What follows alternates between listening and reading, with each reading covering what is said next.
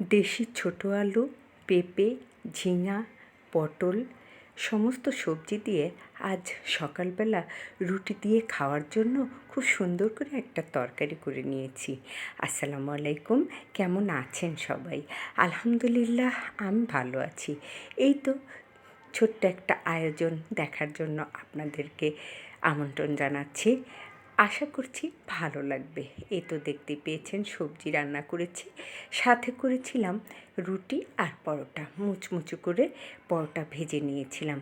আলহামদুলিল্লাহ, সকালে নাস্তাটা খুব মজা করে খেয়েছি। সবজিটা খুব মজা হয়েছে। এরপর চলে আসলাম দুপুরের রান্নায়। দেখতেই পাচ্ছেন খুব চিকন চিকন করে আলু কেটে নিয়েছি, পেঁয়াজ, তারপর কাঁঠালের বিচি, আলু স্লাইস করে নিয়েছি। এগুলো কিন্তু কোনো কিছুই আমি কাটারে কাটিনি, সবই আমি বটির সাহায্যে নিজের হাতে কেটেছি। দেখেন আলুটা কি সুন্দর চিকন হয়েছে, তাই না? আলহামদুলিল্লাহ। এরপর ওই যে স্লাইস করা আলুটা, এটা সুন্দর করে প্রথমে একটু বয়েল করে নিয়ে তারপর চিপস আকারে ভেজে নিয়েছি। দেখতে পাচ্ছেন আমি একটু ডুবো তেলে চিপসগুলো ভেজে নিয়েছি, সুন্দর করে লাল লাল করে মুচমুচো করে ভেজেছি দুপুরে ডাল দিয়ে ভাতের সঙ্গে খাওয়ার জন্য।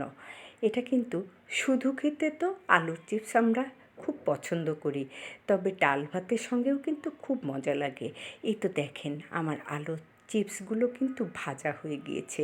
আলহামদুলিল্লাহ, কী যে সুন্দর হয়েছিল।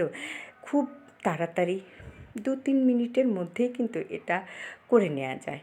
তারপর চলে আসলাম একটা ওই যে আলু কুচি করে রেখেছিলাম, এর মধ্যে বেশি করে পেঁয়াজ দিয়ে, কাঁচামরিচ দিয়ে, হলুদ লবণ দিয়ে হাতে মেখে একটা পুরপুরো চচ্চড়ি করব। এটার মধ্যে কিন্তু কোনো মাছ দেব না, এর মধ্যে দিয়েছিলাম কাঁঠালের বিচি।